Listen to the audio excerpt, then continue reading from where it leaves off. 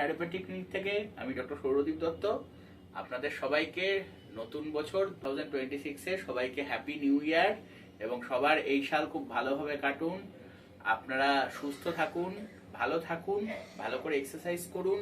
যখনই কোনো সামান্য ব্যথা হবে খবরদার পেন কিলার খাবেন না, কারণ পেন কিলার খেলে পরে কিন্তু অনেক ধরনের সমস্যা হয়। তো তার থেকে আপনি বিশেষজ্ঞ ফিজিওথেরাপিস্ট, কোয়ালিফাইড যারা ফিজিওথেরাপিস্ট আছেন তার পরামর্শ নিন। ব্যথাবুতি কিছু হলে পারে আমাদের সঙ্গে আপনি যোগাযোগ করতে পারেন। আজকে আপনাদের কাছে একটা কেস আমরা দেখাবো। এটা হচ্ছে এসিএল লিগামেন্ট ইনজুরি হয়েছিল, তো আমরা সেক্ষেত্রে শকওয়েভ ইউজ করছি। শকওয়েভ দেওয়ার পর পেশেন্টের কিরকম রিকভারি কতটা হচ্ছে সেটাই আপনাদেরকে দেখাবো। আসুন দেখে নিই আমরা।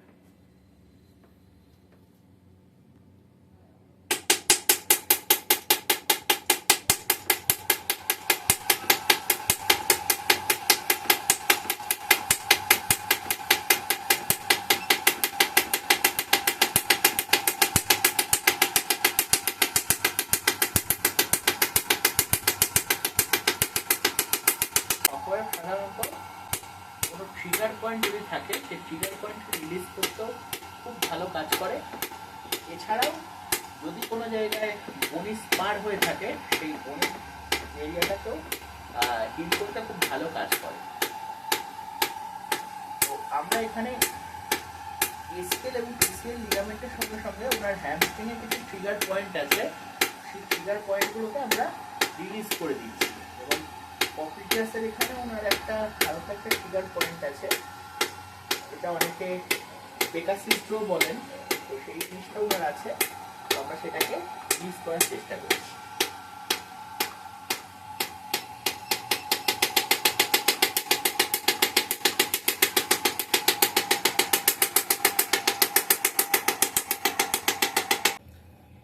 আমরা পারকাশন গান ইউজ করছি বিশেষ করে হ্যামস্ট্রিং মাসেলটাকে আপনার অ্যাক্টিভেট করার জন্য।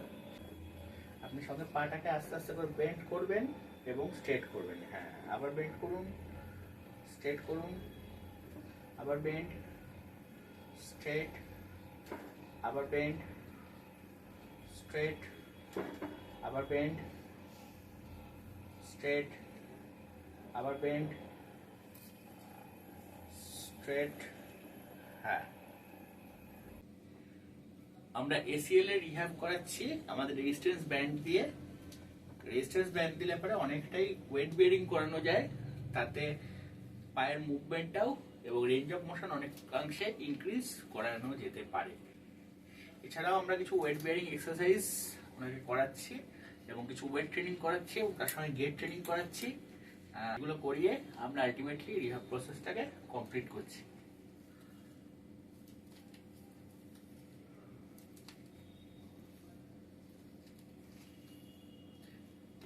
রিল্যাক্স।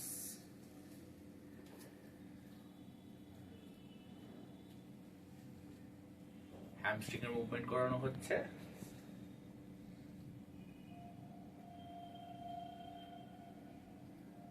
ধরে রাখুন 1 2 3 4 5 6 7 8 9 10, ছেড়ে দিন। এগেন, হ্যাঁ, কমফোর্টেবল এই হাইট পর্যন্ত। 1 2 3 4 5 6 7 8 9 10, ছেড়ে দিন। হ্যাঁ, এবার এই হাইট পর্যন্ত তুলবেন। 1 2 3 4 5 6 7 8 9 10, ধরে রাখুন। হ্যাঁ হ্যাঁ, ছেড়ে দিন। আবার 1 2 3 4 5 6 7 8 9 10, ছেড়ে দিন। বুঝতে পারছেন আপনার কোয়াড্রিসেপস মাসলে একটা টান লাগছে, সামনের দিকটা পায়ের এখানটা টান লাগছে। 1 2 3 4 5 6 7 8 9 10, অনেক কিছু বললে যেটা ব্যথা হয় সেই রকম। এটা এই কারণেই লাগছে কারণ যেহেতু আমাদের লিগামেন্ট গুলো তার পাশে যে মাসেল গুলো আছে সেই মাসেল গুলো এটা আমরা স্ট্রেংথেনিং করাচ্ছি, স্ট্রং করাচ্ছি। যত স্ট্রং হবে তত আপনার লিগামেন্টের সাপোর্টটাও আরো বেশি হবে, তো লিগামেন্টের মুভমেন্টটা আরো বেশি করে করানো যেতে পারে। আরেকবার করুন। 1 2 3 4 5 6 7 8 9 10, ওকে। আমরা এই ওয়েট কাপ দিয়ে এক্সারসাইজ করাই এবং স্ট্রেংথেনিং এক্সারসাইজ গুলো করাই। এগুলো আপনারা অ্যামাজন বা ফ্লিপকার্টে পেয়ে যাবেন। বিভিন্ন কোম্পানিরই আছে, টাইনরের আছে, স্যামসাং এর আছে, ভিস্কো আছে, লাইফ কেয়ার আছে, যে কোনো কোম্পানিরই আছে। প্রতিটা কোম্পানির ওয়েট কাপ নির্দিষ্ট ওয়েটের হয়, 500 গ্রাম থেকে শুরু করে 1 KG 2 KG up to 5 KG পর্যন্ত এটা আছে। আমরা ভিএমওর এক্সারসাইজ করাচ্ছি।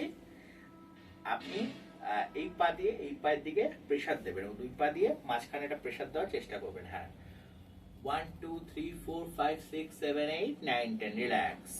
এগেইন 1 2 3 4 5 6 7 8 9 10। এগেইন 1 2 3 4 5 6 7 8 9 10। এইভাবে করে আমরা 10 টাইমস 10 সেকেন্ডস হোল্ড করব, হোল্ড করে 10 টাইমস করব এবং এটাকে 2 সেট রিপিটেশন করাবো। কবে আপনার এই সমস্যাটা হলো? আমার প্রথম সমস্যা হয় এপ্রিল মাসের 2025 এপ্রিলের 2nd বা 3rd এপ্রিল নাগাদ। আমি একবার ট্রেন থেকে পড়ে যাই বলতে জাস্ট ট্রেন থেমে গেছে, স্টেশনে নামতে গিয়ে পড়ে যাই।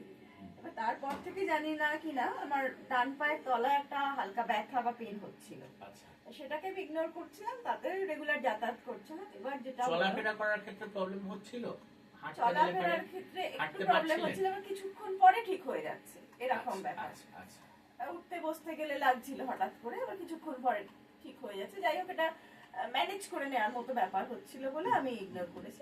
ভেবেছিলাম ডাক্তার দেখাবো কিছুদিন পরে।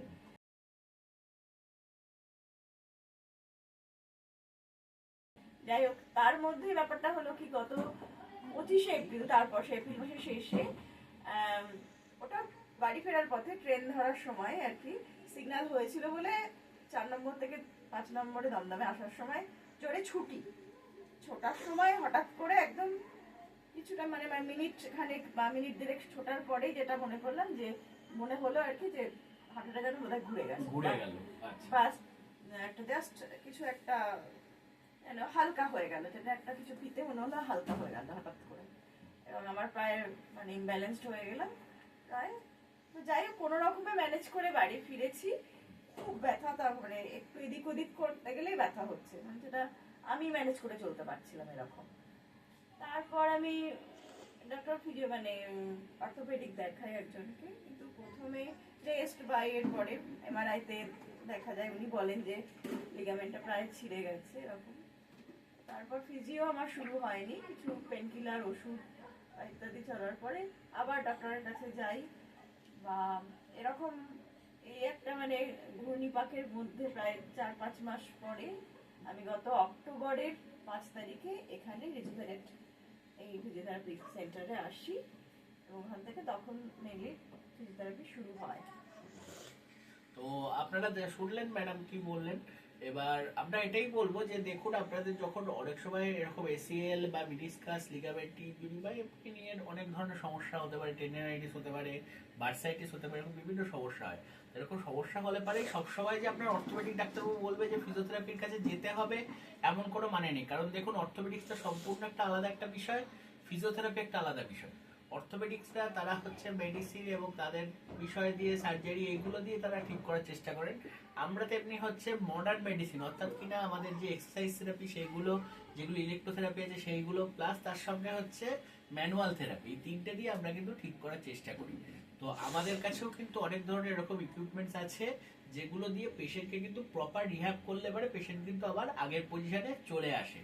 এবং এসিএল রিহ্যাবের ক্ষেত্রে বেসিক্যালি আমরা আপ টু যদি গ্রেড 2 এবং গ্রেড 3 পর্যন্ত যদি কারোর যদি প্রবলেম থাকে সেক্ষেত্রেও কিন্তু আমরা কিন্তু সেটাকে রিকভারি করতে পারি।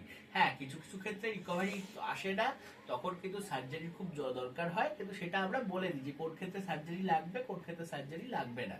এবং এসিএল যদি সার্জারিও হয় তারপরেও কিন্তু ফিজিওথেরাপি খুবই গুরুত্বপূর্ণ। অনেকেই ভুল করে যে সার্জারি করে নিয়েছি তারপরে আর কেন ফিজিওথেরাপি করব, কিন্তু এরকম হলে পারেও কিন্তু পরবর্তী ক্ষেত্রে অন্ততপক্ষে আপনার 6 মাস 1 বছরের মধ্যে কিন্তু আবার কিন্তু অনেকের ক্ষেত্রে সমস্যা শুরু হয়। আমরাও এরকম পেশেন্ট অনেক পেয়েছি।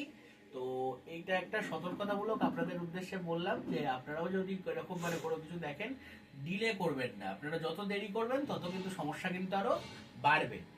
আর ম্যাডামকে আমরা বিভিন্ন ধরনের এক্সারসাইজ থেরাপি প্লাস তার সঙ্গে ইলেকট্রোথেরাপি এবং কিছু ম্যানুয়াল থেরাপি করে আস্তে আস্তে আমরা পেনটা কমিয়েছি। ম্যাডাম এখন অনেকটাই বেটার আছেন, যেগুলো কাজকর্মগুলো সেগুলো করছেন এবং ইভেন এখন সিঁড়ি দিয়ে ওঠানামা সবকিছুই করছেন। তো আপনাদেরও যদি কোনো এরকম সমস্যা হয়, আপনারা ওপরে আমাদের নাম্বার দেওয়া আছে, এই নাম্বারে যোগাযোগ করতে পারেন। ম্যাডাম ধন্যবাদ। ধন্যবাদ।